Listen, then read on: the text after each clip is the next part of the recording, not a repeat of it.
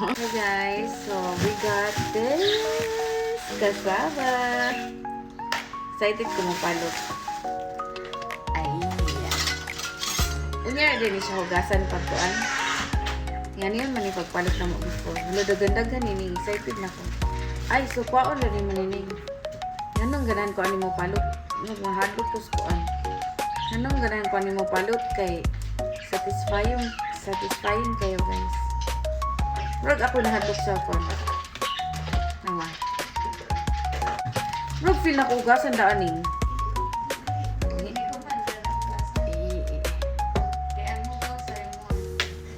Satisfying mo palot pero mo mahadlok ko ni.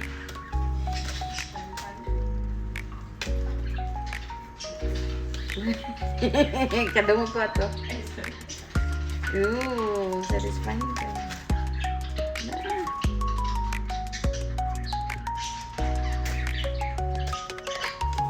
Ooh. Hala, it's been like murag 16 ka tuig na dagay ko kapalok ingan ni. Which is na. Sa una, sige biya mo yan kay magkuan mi kanang magbudbud. Bitaw, katong mga pang. Perfect!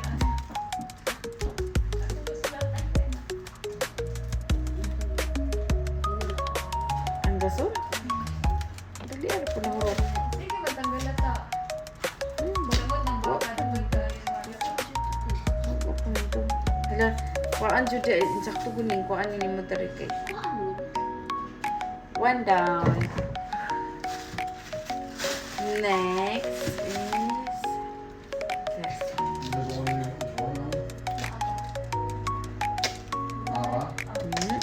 O, diba? Ngayon ni guys. Easy ra. Agnawang po. Muna akong yun niyo guys. So, satisfying.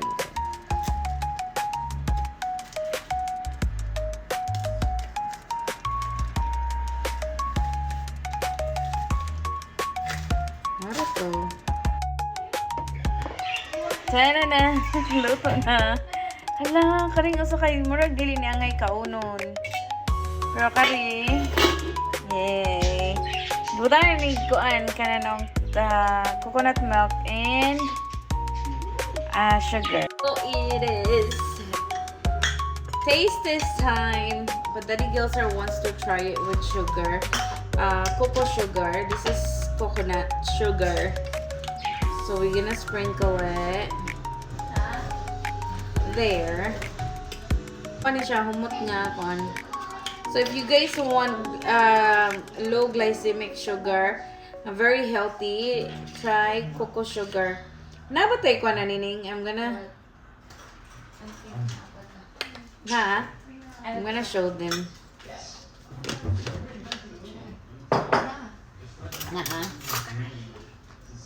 Ay, kanin mo akong gamitan.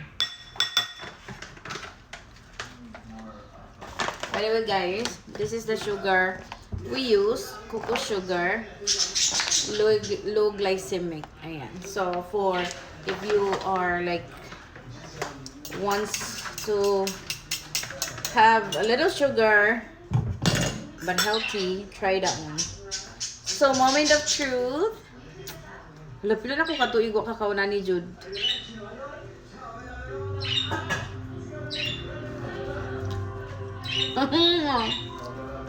Niya, oy.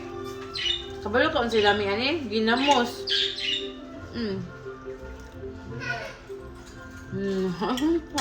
Yummy.